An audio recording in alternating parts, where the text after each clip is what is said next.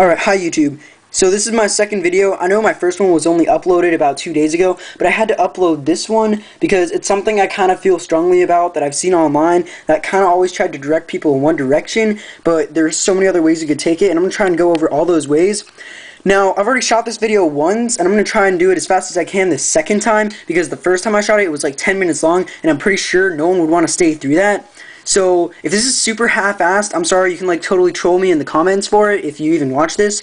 So, here we go. Today I'm going to discuss the kind of tools you could use to draw manga. Now, first you want to start off with your basic, a pencil. Yes, I like mechanical pencils, especially this kind, because it has some really nice twist-up eraser that I wish would twist up faster for the sake of time, but it's not, so we'll just deal with that. And I like how 0.5 lead is really thin, so you can make nice thin marks. Now, if you don't like mechanical pencils, you can go with a wooden pencil. It doesn't really matter. Both of them are going to make nice thin marks. If you don't know how to use a pencil, you're obviously still in kindergarten and don't even know how you're working a computer to go on YouTube. It's great, it's wonderful, we all have pencils. Now, let's move on. So, second thing you can do is a bunch of these pencils called sketching pencils. Yeah, it's a totally, really cool original name. Pretty much, they'll have different lead grades.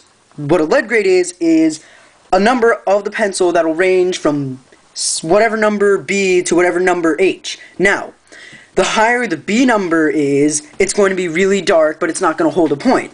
Like right here we have a 7B, and the deal with that is it'll make a nice dark line, but it will probably go dull really fast. Now, your basic pencils are HB pencils. It goes into H, whatever number you want it to go to, and the H's are your thin ones that you can't really see, that leave a really thin line that you can sketch over and do for like insides of bodies and drafting out what you want it to look like. And you don't really have to erase it because it doesn't like pop up in a lot of scans and stuff.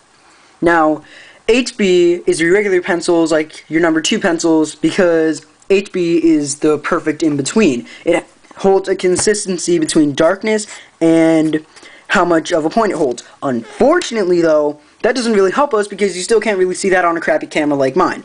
Now, if you really wanted to do something like drafting, you could get HB, you could draw your whatever that is, and then whatever you wanted to go over, you could go over with your 8B, like I am right now. It's wonderful, it's fantastic, it's a bunch of different pencils that have different darkness. Let's move on. Now, next you have your multi-liners. Okay, these are really cool because they're like pens, markers with really small tips and bigger tips. And the deal with those is that they come in different sizes. Now, these range by letters / word sizes. Most of them will range by measurements of 0.1, 0.5, 1, and 1.5.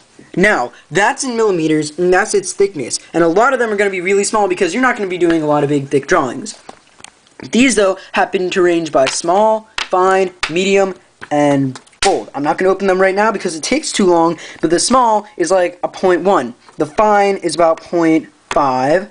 The medium was about 1. And the bold is actually almost like a brush pen, and a brush pen is pretty much a giant marker with like hair-like tips, only this wasn't really hair-like tips, it was just like a regular marker with a really long tip that was kind of awkward, so I got a brush pen. Now, these are amazing, they're fantastic, they're different sized markers. Let's move on.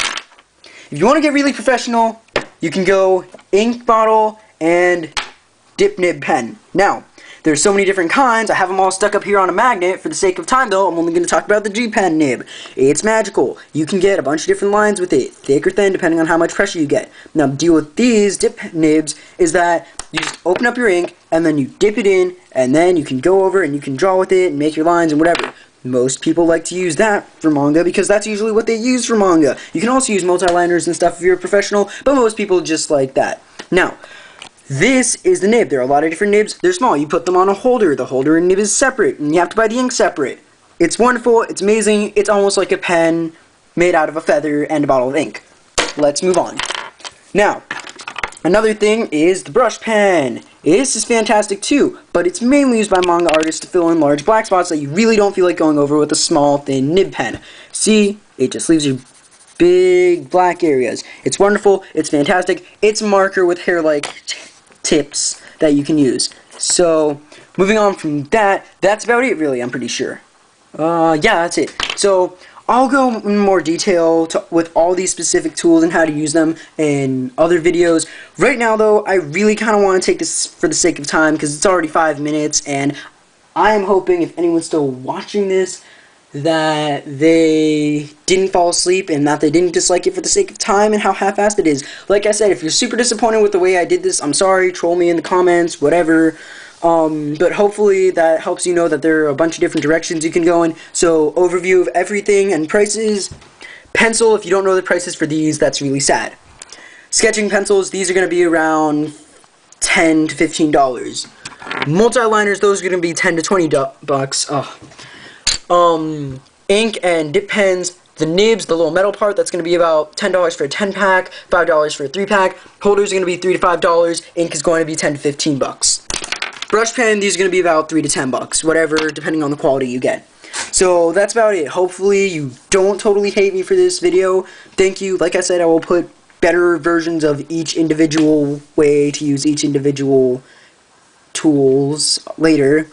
So thank you and goodbye, and I will see you on my next video.